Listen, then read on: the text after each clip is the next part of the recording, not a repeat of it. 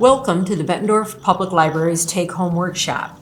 Today we're going to be making these citrus felt coasters, which just scream summer to me. We gave you in your kit enough to make 4 of them, so let's take a look and see what all's in your kit.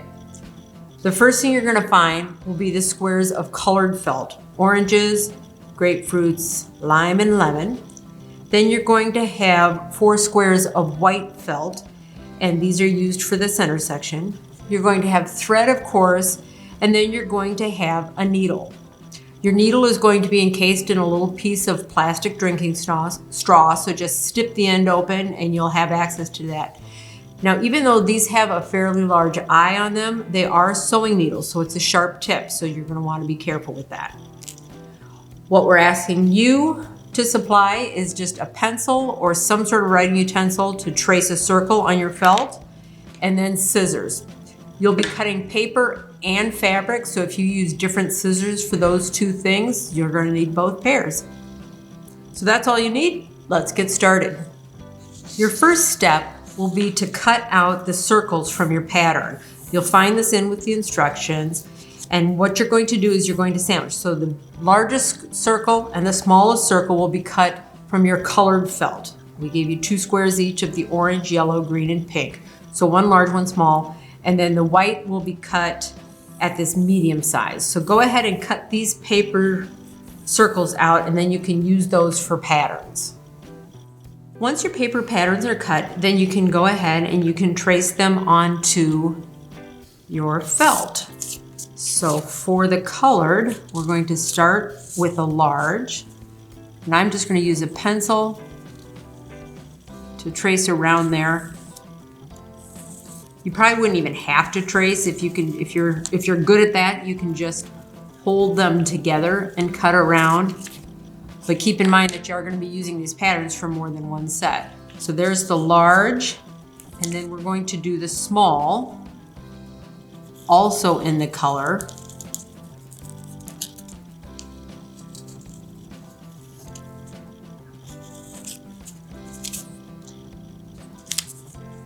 And then the medium size we're going to do on the white. The other option that you have here is, instead of using a pattern, you can just, at least for the 2 largest ones, if you fold your felt in half and then in half again, and then you can trim around and do a freehand circle. But I'm not great at those, so they don't come out very circular, so I'm just going to trace mine around my pattern. Okay, once we have those traced, then you're going to cut those out too. After you have your circles cut, we're going to make the sections of our fruit by taking our smallest circle. We're going to cut it in half. And to do that, I just fold it in half, slide my scissors in there and cut.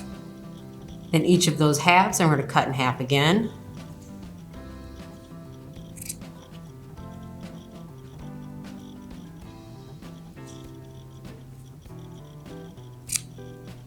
And then each of those I'm going to cut in half. So we're going to end up with 8 sections.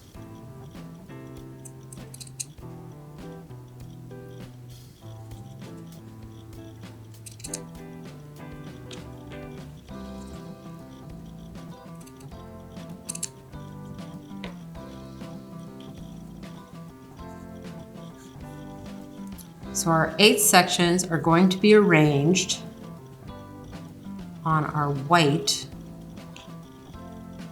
like this.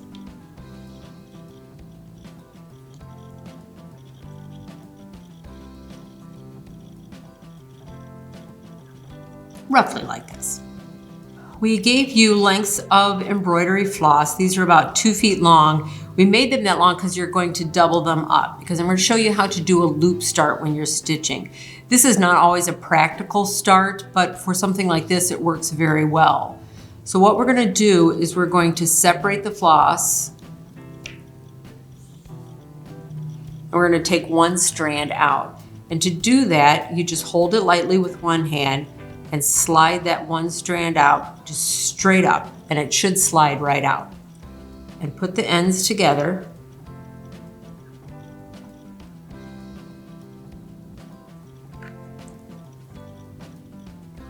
and then thread those two ends.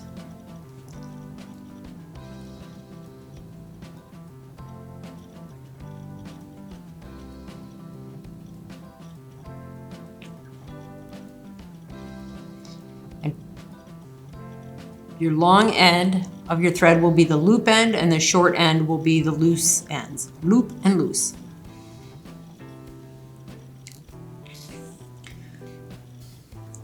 When we arrange our sections on our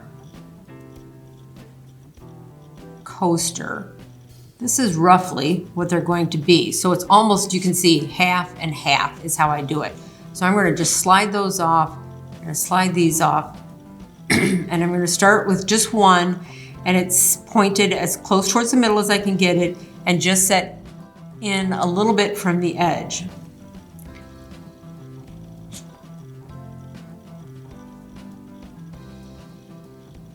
We are going to bring our thread up from behind, pretty close to that tip of that section. And then we're going to go down a little bit along the side. So what we're doing is just a running stitch around the edge of this section of fruit. Just go up and down and up and down. So you want to be pretty close to the edge, but not so close that in case of fraying or anything, your needle breaks through. That shouldn't be an issue because these aren't going to get a ton of wear in terms of washing or handling, but close but not too close.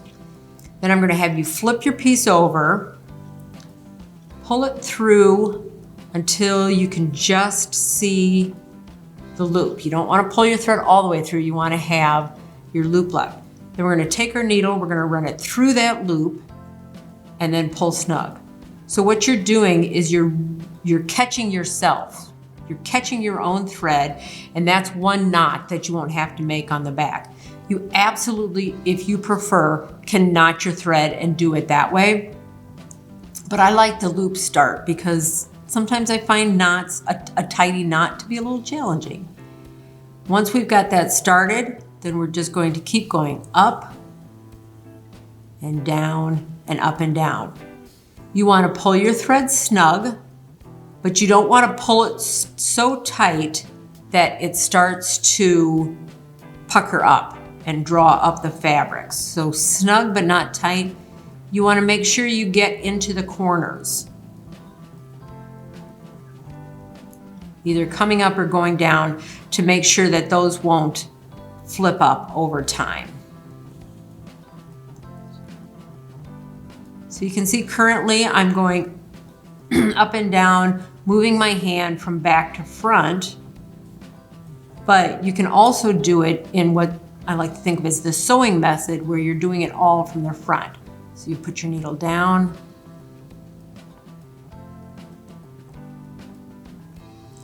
and then bring it up.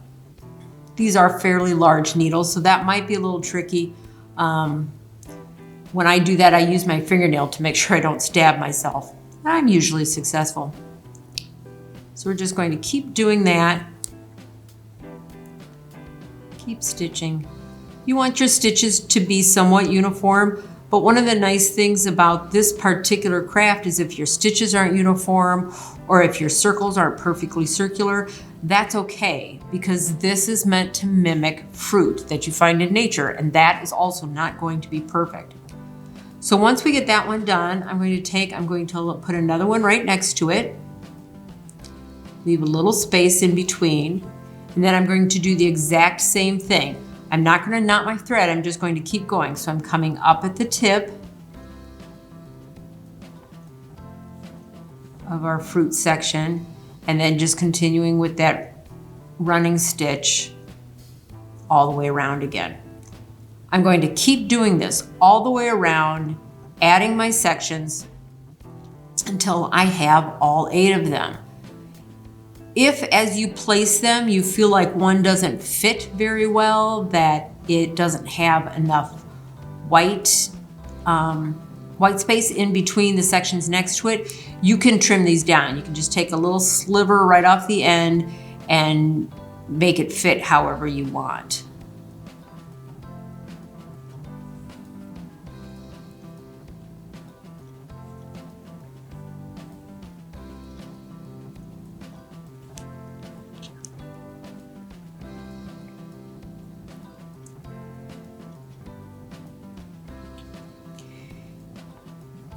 When I get to the end of my thread, which I think I'll do here pretty shortly, I'm going to knot it off in back, and then I'm just going to start with a new piece of thread right where I left off using that loop stitch again.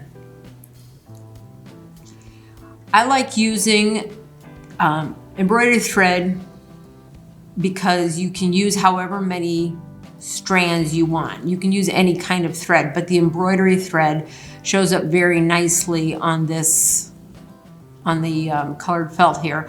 And it kind of gives the feeling of seeds, I think.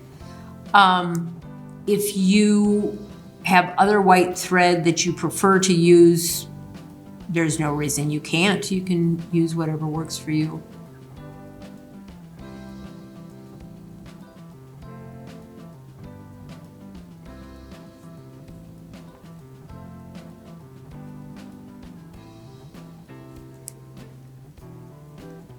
Okay, I'm gonna go ahead and knot off. I have this much thread left, but if it gets much shorter than that, it gets really difficult to tie a knot.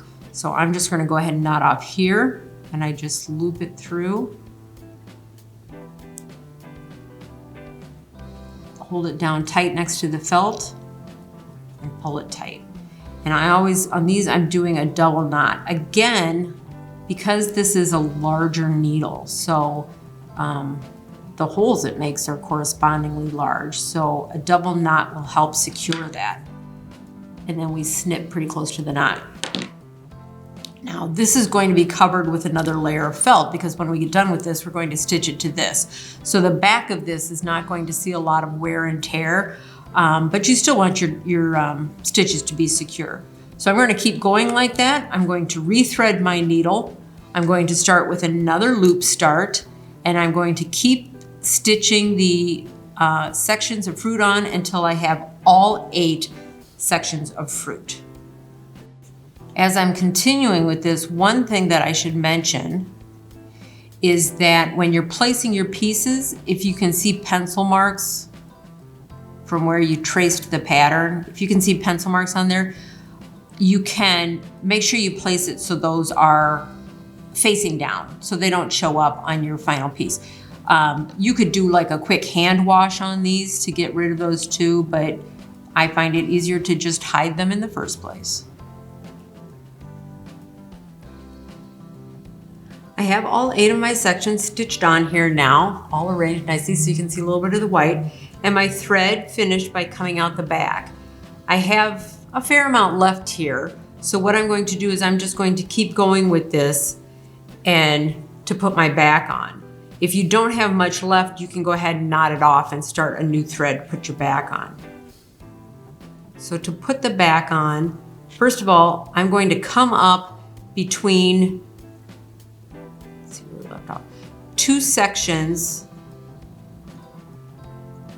of the orange. So I'm just going to come straight up. Then I'm going to center it on my larger orange slice. I'm going to go back down and then come up again pretty close to where I went down. But instead of coming up all the way through this layer, I'm going to bring my needle up between the white and the orange. So it's going to come up right there and pull those snug. So now in this one spot, there's one little stitch that you can hardly see on the front and not even much on the back, and that's holding them together. Now I'm going to take my thread and I'm going to, again, between the 2 layers, I'm going to jump over to the next section. Come up between the 2 sections, go down through the whole thing, and then come up again and bring my needle out between the orange and the white, between the layers. Then jump over to the next section again and keep doing that. So I'm going up and down to stitch them together. And then I'm coming between the layers to move from one section to the next. So when you're done, the stitches that you're using, oh, I came unthreaded. The stitches that you're using to put these two layers together are hardly going to be visible. I'm going to rethread my needle here and we'll finish this up. As you go, if things are shifting a little bit, just give it a little tug. You want to keep making sure that your pieces are as centered as possible.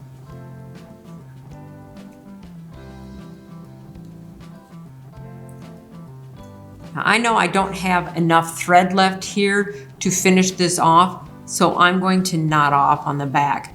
And this is actually a good reason to, when you're starting to stitch your two layers together, if you have a length of thread, it's nice to have a length of thread that is long enough to do the whole thing. So you won't have, because the knots go on the back and they're a little bit more visible. Although not much. If you can get the knots in between the layers, A, you're a better sewer than I am, and B, it'll make for an even cleaner look. So I'm going to rethread my needle.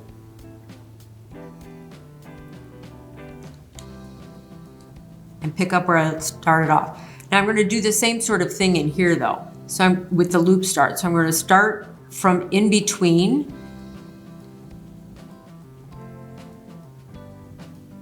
I'm going to go back down, and before I push through to the back layer, I'm going to pick that loop up again so that my loop start now is hidden between the two.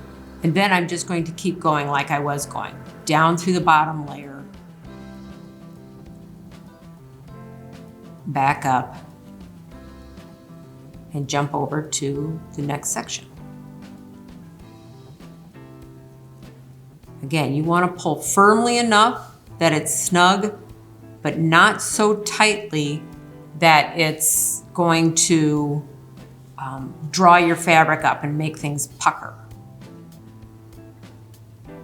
You want this to be as flat as possible because you're going to be putting glasses on there and you want them to be secure.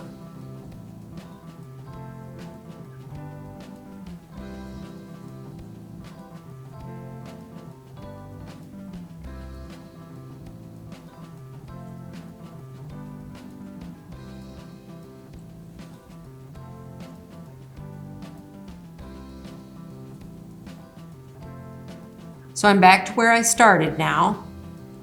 I've put a stitch in between all 8 sections. So I'm just going to flip over and I'm going to do another knot on the back. And if you prefer the look, you can put the knot on the front. You can figure out a way to put the knot in between the layers. That is up to you. I just find this to be very easy, and they're not big knots, so it's not very intrusive. And there you have it. I love these orange ones. They really do look like, I think, a slice of orange. Then we have our lemons, Meyer lemons, I think, because they're so vivid, a lime, and then a nice sweet pink grapefruit. So there are your summery, citrusy felt coasters. We hope you enjoyed this take-home workshop. Share your work with us on social media. We'd love to see what you did. And we want to thank the Friends of the Bettendorf Public Library for sponsoring this take-home workshop.